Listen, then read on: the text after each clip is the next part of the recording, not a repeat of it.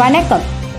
புரட்சி தலைவி அம்மா அவர்களின் 73வது பிறந்த நாளை முன்னிட்டு கழக ஒருங்கிணைப்பாளரும் கழக பொருளாளருமான மாண்புமிகு தமிழ்நாடு துணை முதலமைச்சர் திரு ஓ பன்னீர்செல்வம் அவர்கள் மற்றும் கழக இணை ஒருங்கிணைப்பாளரும் கழக தலைமை நிலைய செயலாளருமான மாண்புமிகு தமிழ்நாடு முதலமைச்சர் எடப்பாடி கே பழனிசாமி அவர்கள் ஆணைக்கிணங்க 24/2/2021 அன்று மாலை பர்கூரில் புரட்சி தலைவி அம்மா அவர்களின் 73வது பிறந்த நாளை முன்னிட்டு பொதுக்கூட்டம் நிகழ்ச்சி ஏற்பாடு செய்யப்பட்டது. அப்பொதுக்கூட்டத்தில் கழக கொள்கை பரப்பு செயலாளரும் முன்னாள் நாடாளுமன்ற துணை சபாநாயகருமான டாக்டர் மு தம்பிதுரை அவர்கள் சிறப்புரையாற்றினார். திமுக கட்ட பஞ்சாயத்து நம்ம வீட்டை வச்சு விட மாட்டாங்க, எந்த நேரம் தான் நுழைஞ்சிடுவாங்க. இந்த மாதிரி ஒரு கருத்தை சொல்லியிருக்காங்க. அடுத்தது வேற அண்ணா வளர்த்த ஜனநாயக பண்பை குறுத்தோண்டி புதைத்து விட்டு ஒற்றை குடும்பத்தின் அரசு பிடியில் தமிழ்நாட்டை தள்ள அணிவிப்பதான கருணாநிதி, மு க ஸ்டாலின், கனிமொழி, தயாநிதி மாறன், உதயநிதி ஸ்டாலின் என்ற குடும்ப பிடியில் ஜனநாயக தங்கள் உரிமையாக காப்பாற்ற சொல்லியிருக்கின்றார்கள். அரசியல் மட்டுமல்ல, சினிமா, கேபிள், டெலிவிஷன் எல்லா துறையிலும் மக்களுடைய பணத்தை பிடுங்கி அளிக்கின்ற குடும்பம் கருணாநிதி குடும்பம், ஸ்டாலின் குடும்பம். அதை மீட்டெடுத்த புரட்சி தலைவி அம்மா அவர்கள். புரட்சி தலைவி அம்மாவை எடுத்த காரணத்தான் முன்னர் பெரியாருடைய தீர்ப்பை நாம் பெற முடிந்தது. காவிரி தீர்ப்பை பெற்றது புரட்சி தலைவி அம்மா அவர்கள். காவிரி தண்ணீர் இல்லைன்னா குடி தண்ணீர் கிடைக்காது. இன்னைக்கும் குடிக்கிற தண்ணீர் காவிரி தண்ணீர் வர வேண்டியது இருக்குது.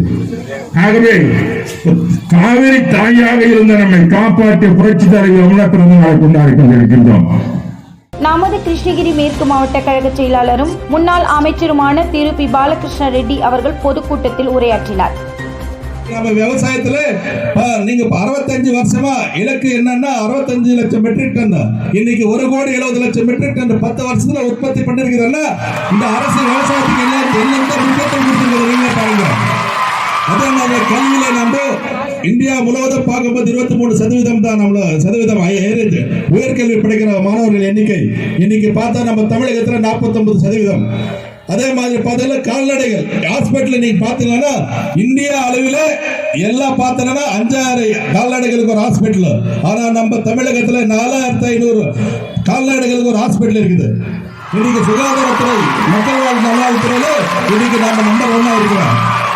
இந்த மாதிரி எல்லா திட்டங்கள் இன்னைக்கு உள்ளாட்சி துறையில நம்ம நம்பர் 1 இருக்கிறோம். இன்னைக்கு இண்டஸ்ட்ரீஸ் நீங்க பாக்குறது நம்ம மாவட்டத்துல special economic zone, delta electronics, அப்புறமா காரியநீட் இன்னும் சொல்லி வந்திருக்குது. இன்னைக்கு அதெல்லாம் வந்துருச்சுன்னா நம்மளுக்கு இன்னும் 1,00,000 பேருக்கு வேலை வாய்ப்பு நம்ம மாவட்டத்தில் கிடைக்க போகுது. 5 வருஷத்துல 1,00,000 பேருக்கு வேலை வாய்ப்பு கிடைக்குது. இப்ப முதலமைச்சர் அண்ணன் அவர்கள் முதலீட்டாளர் மாநாடுல நிறைய திட்டங்கள் கொண்டு வந்திருக்காரு இந்த மாவட்டத்துக்கு. இந்த மாதிரி முதலமைச்சர் நம்மளுக்கு இருக்கிறார். அம்மாவுடைய வழியில இன்னைக்கு அம்மா இல்லைன்னா கூட அவர் வழியில நல்லா ஆட்சி செய்து கொண்டிருக்கிறார். காஷ்மீர் டு கன்னியாகுமரி வரைக்கும் இன்னைக்கு ரோடெல்லாம் இவ்வளவு நல்லா இருக்குதுன்னா அண்ணா அவர்கள் வாஜ்பாய் பீரியட்ல அண்ணா அவர்கள் மத்திய அமைச்சராக இருக்கும்போது, ஐஏஎஸ் மினிஸ்டர் இருக்கும்போது இந்த திட்டங்கள் எல்லாம் கொண்டு வந்தது. இவர் ஏதோ டிஆர் பால் கொண்டு வந்த திட்டம் கிடையாது. ஏற்கனவே இவர் திட்டம் போட்டு வச்சாரு. வாஜ்பாய் பீரியட்ல அண்ணா நெடுஞ்சாலை மினிஸ்டர் இருக்கும் போது இந்த திட்டத்தை போட்டு வச்சாரு. இப்ப யார் வந்தாலும் அந்த திட்டம் ஆட்டோமேட்டிக்கா நடக்கும்.